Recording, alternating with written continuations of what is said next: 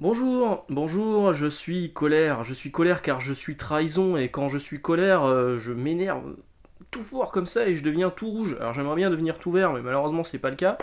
Je suis colère non pas à cause de ça, parce qu'un jour j'ai acheté l'édition collector du DVD de Hulk de Ang Lee, qui est un film qui restera pas dans la mémoire, même si il y avait cette espèce de coffret, voilà, hop, check Hulk à l'intérieur.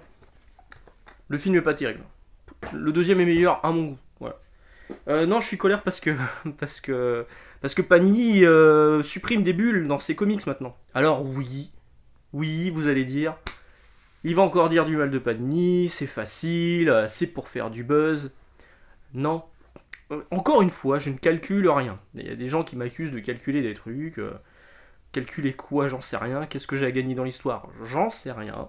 À part vos sympathiques commentaires et nos échanges qu'on peut avoir sur Instagram, Twitter, Messenger, Facebook, etc. Mais à part ça, j'ai rien à gagner. Donc oui, je vais reparler de Panini, mais parce que Panini a encore fait de la merde. Enfin, c'est-à-dire que là, il y a un manque de respect et de l'auteur d'origine. On va parler de Hulk, hein. Et vous l'avez compris avec la miniature, évidemment. Et du lecteur. Parce que là, franchement, on se fout de la gueule de qui. Je me plains souvent de leur traduction, mais là, c'est même plus de la traduction. Là, c'est de l'adaptation, voire un oubli. Mais clairement, là, c'est volontaire. Hein, c'est complètement con.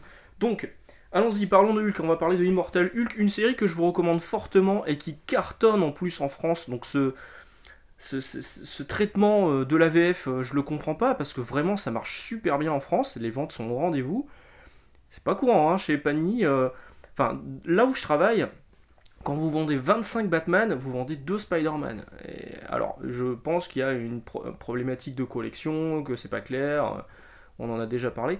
Mais Immortal Hulk, ça marche très très bien. Et donc moi je les lis en VO depuis quelques temps, parce que c'est en avance, parce que c'est du format souple, parce que c'est moins cher. Et c'est vraiment une très bonne série que je vous recommande fortement. Dessinée par Joe Bennett et scénarisée par Ali Wing. Et à chaque fin d'épisode, en fait, Halloween a pris pour habitude de ne pas mettre le titre de l'épisode comme ça arrive au début de l'épisode. En fait, il le met à la fin de l'épisode et c'est un peu un teaser de ce qui va se passer. Donc vous voyez, il y a ça. Voilà. Il y a toujours un carré en bas avec le titre de l'épisode ou voire carrément une phrase qui a un rapport avec ce qui a été dit dans la case précédente. Panini en France, ça, le zap. C'est-à-dire qu'à la place, vous avez un carré noir, vous avez un gros carré noir dégueulasse à chaque fin d'épisode de Immortal Hulk. Alors déjà c'est moche, mais en plus de ça, c'est comme si on vous enlevait une bulle en fait. C'est comme si on vous enlevait une phase de dialogue. Et ça c'est assez honteux. Alors on va revenir là-dessus, on va d'abord parler un petit peu de la charte graphique qui a été choisie par Panini du coup. Alors à la base les formats, ça c'est les versions françaises hein, de chez Panini en format dur. À chaque fois je dis format dur, je fais ça. Je sais pas pourquoi, c'est un réflexe. Peut-être qu'un jour ça va s'ouvrir, ça tombe bien, le titre s'appelle la porte verte, je crois que c'est la porte verte en français, c'est The Green Door. Ce serait logique que ce soit la porte verte hein, quand même, non? C'est Thomas Davier à la traduction, alors je sais pas si c'est lui le responsable de cette adaptation qui est franchement pas terrible, ou si c'est vraiment une décision de Panini, mais dans les deux cas c'est pas très glorieux quoi. The Green Door, où est-ce qu'ils l'ont mis? Ils l'ont même pas mis. Ils sont sérieux? Ah si, sur le côté, la porte verte.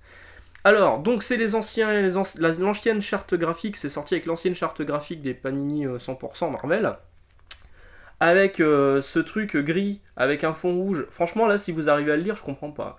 C'est dégueulasse. Moi qui suis bigleux déjà en plus à la base, et qui parfois loue des chats pour mes vidéos, comprenne qui pourra. Ça, je trouve ça ignoble. Heureusement, ils l'ont changé avec ce 100%, là, quelle idée. Heureusement, ils l'ont changé, donc ils l'ont changé en cours de collection, en cours de publication de Immortal Hulk. Et pour bien faire les choses, ils l'ont écrit là. La charte graphique des 100% Marvel évolue. Pour accompagner son changement, on vous voyez rien en fait. Nous vous offrons les jaquettes des tomes 1 et 2 afin d'harmoniser votre collection. Donc ils ont foutu une jaquette en fait. Vous avez un truc en dur comme ça en dessous. Ils ont foutu une jaquette, bon, avec la nouvelle charte graphique, hein, qui est beaucoup plus claire. Et en plus de ça, ils vous filent les jaquettes pour le tome 1 et le tome 2 pour remplacer, pour que ça suive dans votre collection. Alors c'est une très bonne chose, hein. Franchement c'est bien d'avoir fait ça. Sauf que le tome 4, quand il est sorti, il n'y avait pas de jaquette.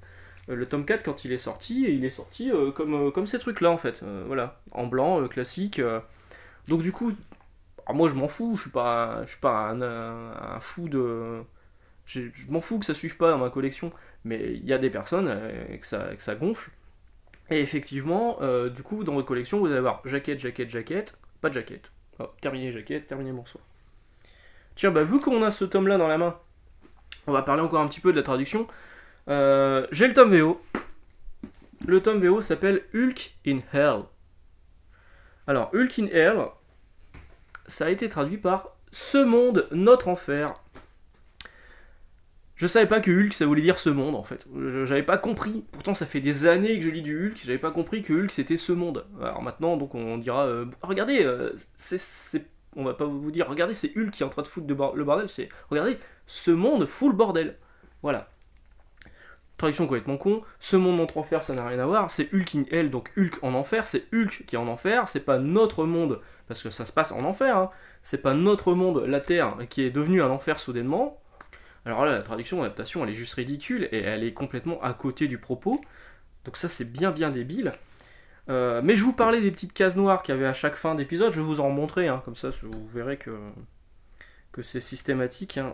Juste le dernier épisode de celui-ci, voilà. The Holy or the Broken. Voilà. Et ben en France, vous avez un gros carré noir dégueulasse sur le bas. Alors, jusqu'à présent, ça gueulait, à raison, mais à la limite, vous perdiez juste le titre de l'épisode, enfin plus ou moins le titre de l'épisode. Mais là où ça devient problématique, c'est sur le 4ème tome qui vient de sortir, que là j'ai pas en VF, hein, que j'ai en VO. Le 4ème tome vient de sortir, à la fin du premier épisode de ce tome, vous avez ça.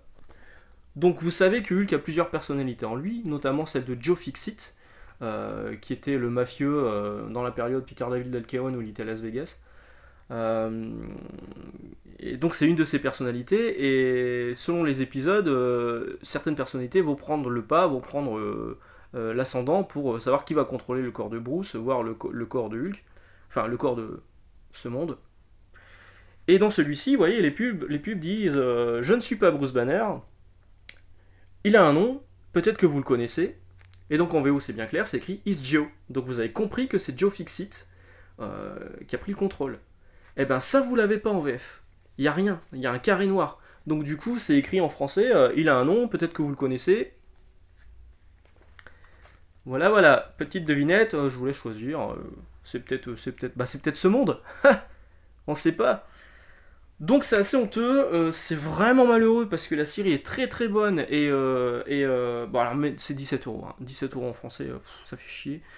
La série est très très bonne, mais il y a un irrespect total et je vous l'ai dit, et du lecteur et de l'auteur, parce que là c'est carrément zappé des lignes de dialogue, c'est complètement con.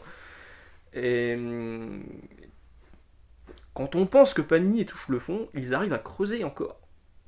Je pense que la prochaine fois on va zapper des pages. On va couper les pages, parce que peut-être que ça correspondra pas, ou peut-être que ça va choquer, ou peut-être qu'ils ont plus d'encre.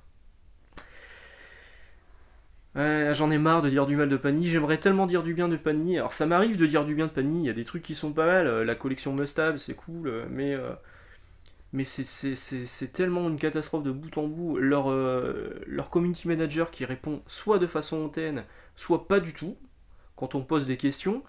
Quand il répond de façon hautaine, franchement... Enfin, il y a un moment, calmez-vous quoi. J'aimerais bien vous dire boycotter Panini France, mais le problème c'est que si vous voulez lire du Marvel, vous n'avez pas le choix. Donc Panini, relevez la barre quoi, faites quelque chose.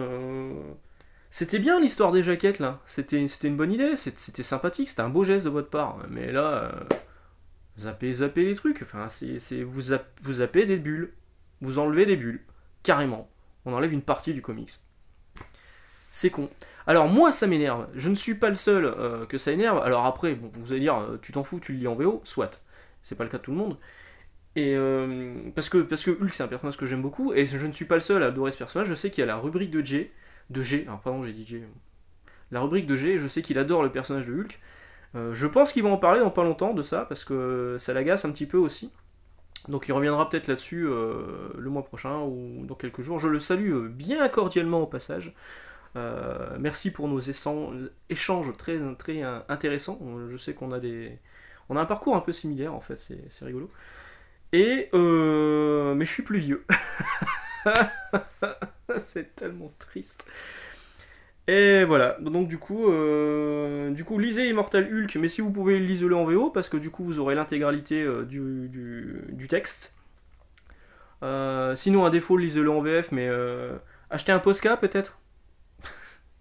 On en est là. Achetez un Posca, et puis dans le carré noir, je suis con en fait, mais je viens de réaliser, mais ça se trouve, c'est un comics interactif, c'est vous qui créez vos dialogues, c'est génial. Il vous laisse un carré noir pour que vous puissiez écrire au Posca. C'est Joe. Ou c'est notre monde. Voilà, sur ce, je vous laisse une bonne journée, et je vais essayer d'aller me calmer en lisant... Ah non, en plus, je pourrais pas me calmer, je suis en train de lire du Thanos, traduit par Geneviève Coulon, mon dieu, mon dieu. Voilà, bah sur ce, je vous dis à demain, et puis bah, je vous souhaite une bonne journée, et à demain pour la suite de nos aventures en comics. Ciao, bye bye.